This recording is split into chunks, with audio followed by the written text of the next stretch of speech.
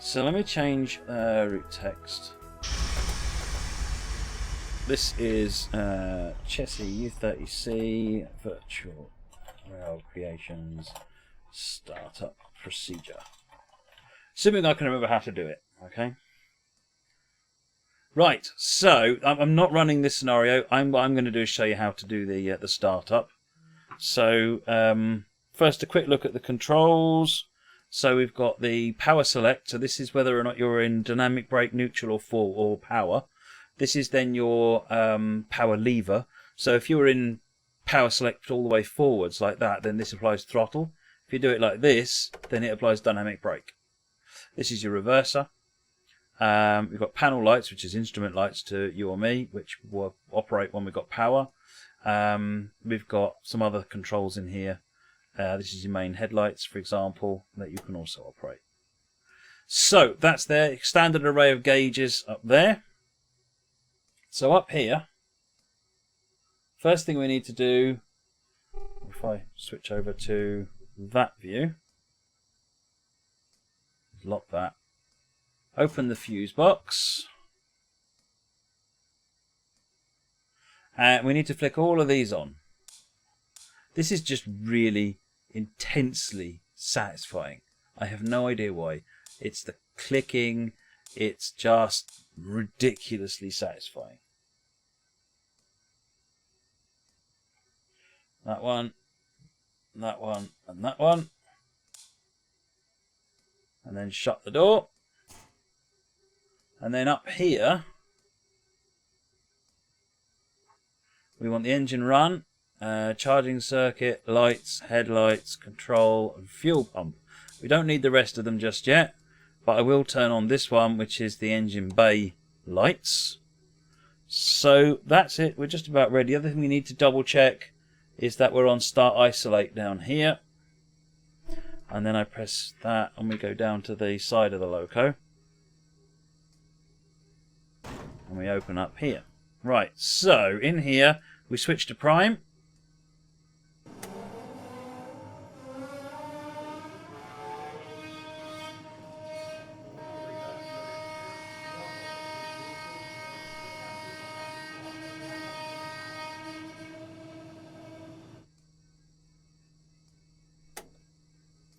Let me try starting it.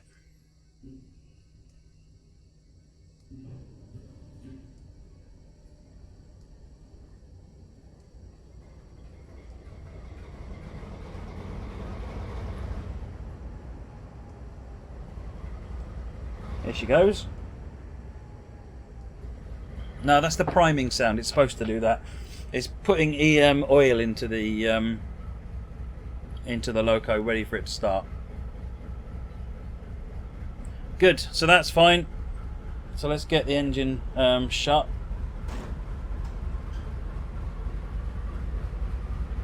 Next we'll come up here and we'll just get the rest of this stuff switched on. Put the number board lights on the front. Put the platform lights on in case we have to go outside. Probably shouldn't need that, but it's good. Switch this to run. The loco is now ready to roll. So down here I need headlights on, panel lights on. It's the engine stop. Which one's that one? Generator field switch needs to be on. Reverser forward. Lever, power lever forward. Let's release the brakes.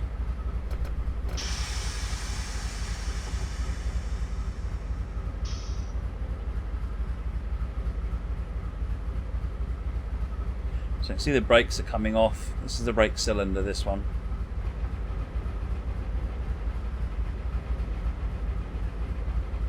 Takes a minute to get the brakes off.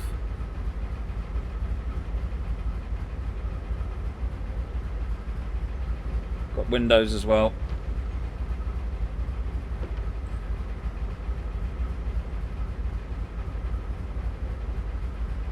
Oh, hello, my TV's just switched itself off. Come back on, you lazy so-and-so. You got the these. So there's quite a lot going on with this loco. Right, we're almost off on the brakes. Let's give it a little bit of power.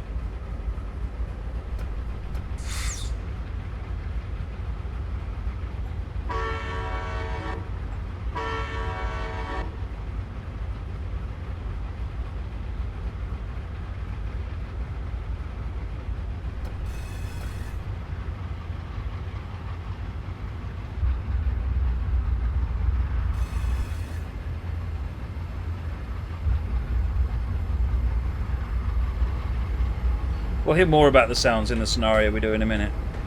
The notches in this go up in halves. First time I've seen that, but that's how it works. Let's have a look on the outside.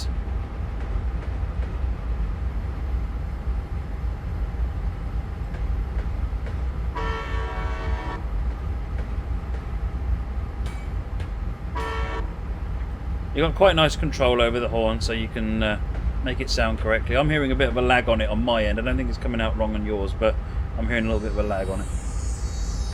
So this is the clean one, and then this is the weathered one. I love the weathered one. Looks like a proper loco. Right, so we need to... I'm not going to do too much with this, but let's just bring it in and couple up. Bring that back to reverse. Release the loco brake.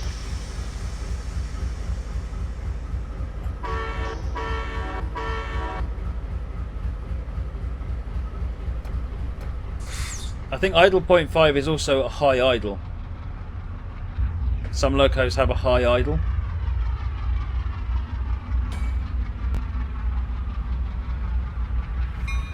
Bell, good point.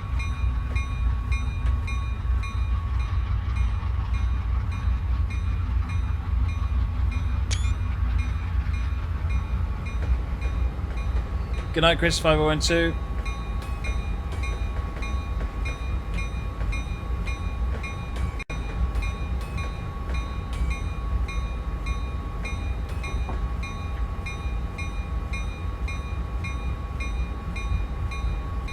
That bell's not going to get annoying.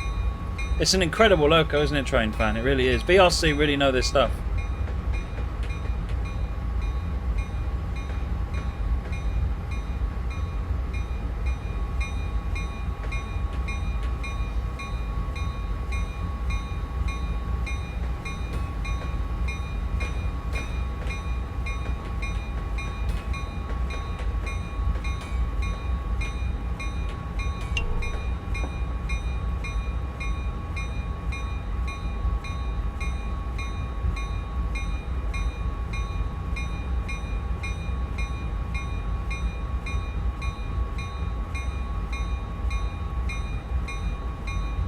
This is Norfolk Southern Coal District.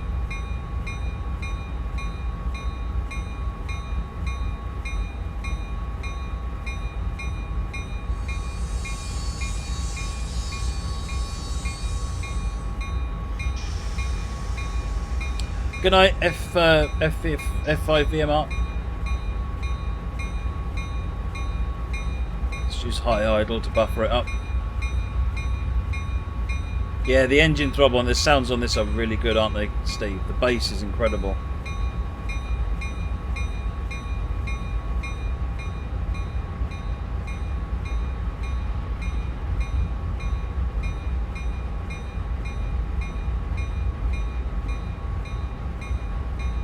Right.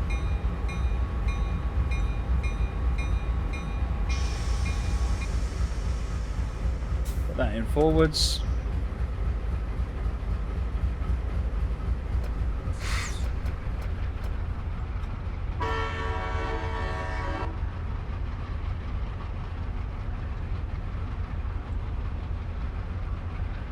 Wrap it up, let's get some sounds.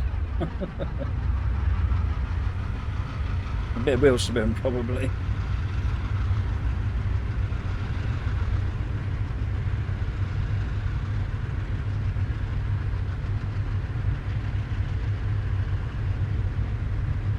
But there you go. There you go. That is the startup procedure on that, and we'll run the scenario now. Not this one, but another one.